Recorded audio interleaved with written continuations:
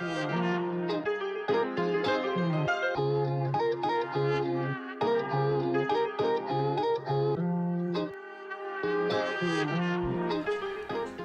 YouTube, welcome back to the channel and to the Garage of Dreams. It's been a good while now since I last updated the race car build, track car build, whatever you want to call it. Basically, since over the break, I've just proper enjoyed spending my own time on my own stuff, and I sort of lost a bit of track with vlogging it, which it's a bad thing for you lot, but it was a good thing for me because I was proper chilled out and I managed to make quite a bit of progress.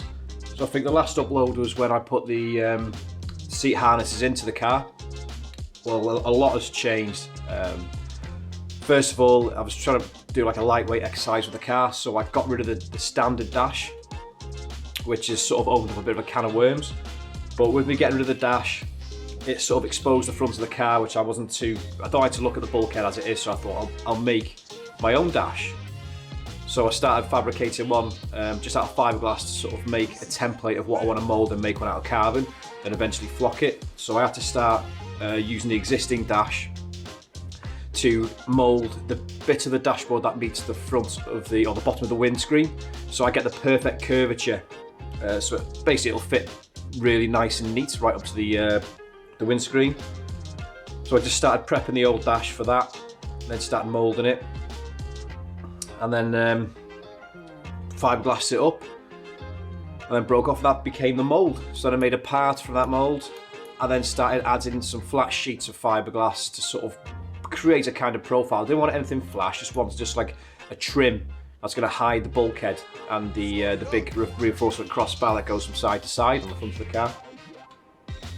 So it was a lot of messing about, a bit of to and fro in, but the end result was somewhere close to what I want, so I can always keep adding to it.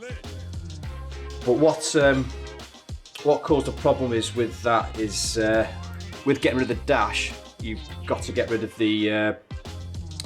all the switch gear, like the lights for instance. So I had to do a bit of shopping, and I ended up buying a whole new power system and switches, if you like, to replace the switch gear that you'd have on the dash. So I started off with a nice racing battery and a relocation kit. So the plan was to mount the battery in the back of the car and have some charging points where the battery used to live. So the first job was to remove the battery, and when you remove the battery, the ECU sits next to it vertically, which looks fine when it's in standard configuration, but when you remove the battery, it's like you've got loads of space and all of a sudden the ECU's in the way, it's still vertical.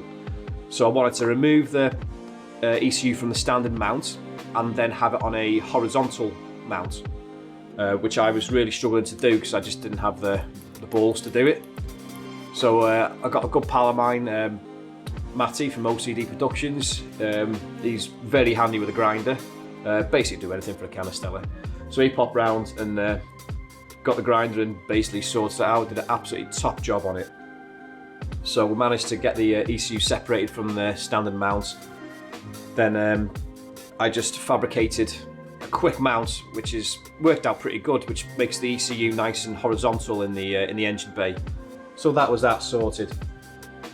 Then I just had to make a bracket for the battery, which I want to mount behind the passenger side, which is just dead simple. I bought like an aluminium cradle for the Odyssey battery off eBay. It's only a cheap thing. Then just used 2 little strips of box, welded that to the car, painted it up, and hey presto, that was the battery mount. It was nice and simple. Then I needed to sort out the remote charging points, which just a nice simple bracket, nothing fancy. I mean, it's going to get powder coated, but I just wanted to weld it up, just put it in situ and just make sure it was in the right location, easy to get to, just practical really, because you want to be able to open the bonnet, put the charging points on it, boom, away you go. So that's just welded to the mount that I made for the ECU. It fits nice and perfect. Now going back onto the dash removal. So because I've removed the dash, I've got the like light switches, the light cluster. I'll show you if I've got it over here. So here you just like say have that for your lights. That's now gone. So I had to have a think about this.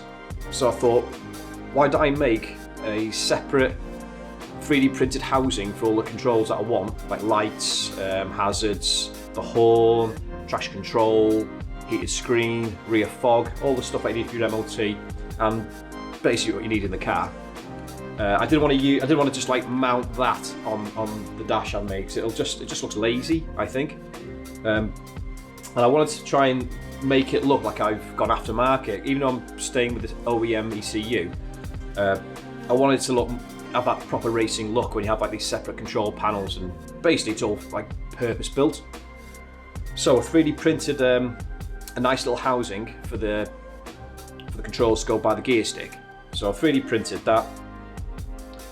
Then I fabricated a little sort of pedestal to mount it on. Then I did a carbon fibre panel, which took some designing, because I couldn't work out where I wanted the buttons. I wanted like have the kill switch on it and this, that, and the other. And I was overcomplicating it, so I thought, right, just keep that simple. Just put all your lighting, all the crucial things on it. So I got that CNC machined out, and it turned out really well. I was really chuffed with it. And then we had to do the switch wiring, which I've tried to do as best I can. I am no good at doing looms or wiring, so I just had to try and have a go, and did it as best I could. I'm probably going to get pulled up on it, but if you don't have a go, you never know. So did the switch wiring, then the mount for the centre. Trying to think out what else I did on it now. Yeah, then I did a kill switch. So going back to the kill switch, I wanted that to be in between the driver and the passenger on like a little panel.